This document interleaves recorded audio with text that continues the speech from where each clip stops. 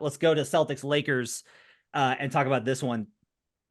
I have not, we don't have a lot on this game, so I'll go quickly. I have an under on this game, under 239.5. Lakers unders are 10-3 at home. I projected this down to 232.9. I don't have any sort of reason to think that this number will be drastically off this point. The numbers on Boston are pretty high consistently since they have a top 5 offense and they score on everybody. But look, the Lakers bring a lot of physicality and they do have wings, and they have this is a good setup because you kind of saw it in the Warriors game. If you have the ability to deter Boston from taking shots at the rim, they will settle for jumpers. And the Lakers defense is pretty good. I don't lean towards Lakers on the spread whatsoever. That is not a thing that I am interested in betting. I do not want to at all bet on the Lakers. If anything, I kind of lean towards the Celtics here, only a 1.5 favorite. This should be more. They're a much better team than the Lakers. But the spot, I think, is good for LA. And the spot is specifically good for LA because of their defense. So with this number at 239.5, there is a 236.5 that popped in the market earlier. I'm still fine with that. Anything that's above 234, I think this is an underplay. So that's going to be my side on this. I will ask AC, what's kind of like your lean on this game? Like, what do you think about this Lakers Celtics matchup? Yeah, this one's tough. I'm really gonna see if Jason Tatum's playing, to be honest, to even have a opinion on this game, because he did sit out against Sacramento, and then you saw guys like, you know, Hauser and those guys kind of they were on fire the other night. So again, the Lakers are a really tough team to read. I don't have an opinion on this specific game. Sean, what do you think about this game?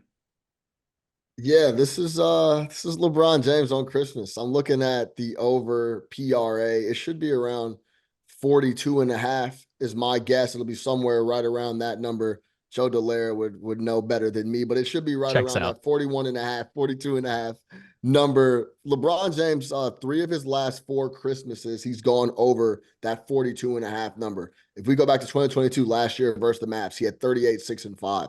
2021 versus the Nets, 39, 9, and 7. Versus the Mavs, he went under in this spot. This is the one under. He had 22, 10, and 7. But they were up 11 going into the fourth, and he only played 31 minutes in that game. It was an easy W for the Lakers. And then go back to 2019 versus the Clippers. He had 23, 10, and 9. So last 2 times also LeBron James has played the Boston Celtics. He has been extremely active. Once was January of this year. He had 30 field goal attempts. He had 41, 9, and 8. And then the game before that, it was 2022. He had 25 attempts. How many more Christmas games does LeBron James have? I know that's coming across his mind as well. I expect LeBron on Christmas Day to show up in a major way like he's shown up year in, year out. Also, if you watched the game the other night versus the Bulls, he's out, as we record this, he's sitting out the second leg of a back-to-back. He came with the Lakers fatigue excuse. He said fatigue is hitting us from every which way. And what that indicates to me is that, first of all, he was going to sit out that second leg. I actually was talking about this with a couple people. Start listening to these post-game pressers with LeBron and veterans and things like that. He basically said right after the Bulls game, he said it without saying it. He insinuated, yo, I'm getting ready to sit out the second leg of this back-to-back. I'm not interested in playing this next game. It's not going to happen. I won't be around. I'm tired, is basically what he said. Then they have one more game in between before Christmas. That's at Oklahoma City. We'll see if he shows up there, but I know he'll be energized and ready to go at home on Christmas Day. Give me the over PRA, 41.5, 42.5, whatever they hang on the board. Joe Dallaire, you got something for me? Yeah, I was just looking at this. One of the things that I was noticing for Boston anyway is they've been giving up a lot of threes to point guards and like shooting guards throughout this season.